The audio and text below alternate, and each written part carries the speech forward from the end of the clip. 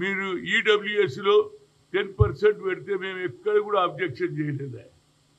మేము ఒక కోర్టు కూడా ఇవ్వలే, ఎందుకంటే అందులో కూడా పేదవాళ్ళు ఉన్నారండి.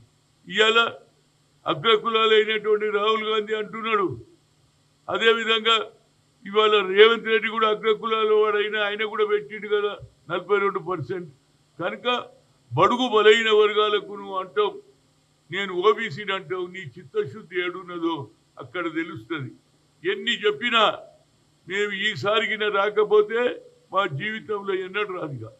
దీనికి ఒక్కటే చట్టం రావాలి. అందరు కొందరు అంటున్నారు మనం పార్టీ పరంగా ఎన్నడూ చేసినా మేము. అంజయ్ గారు ముఖ్యమంత్రి ఉన్నప్పుడే పార్టీగా మనకు చట్టం వస్తేనే మన భవిష్యత్తు ఉన్నది.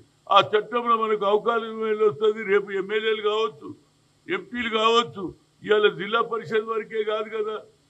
ఫ్యూచర్ అంటే చట్టం రావాలి.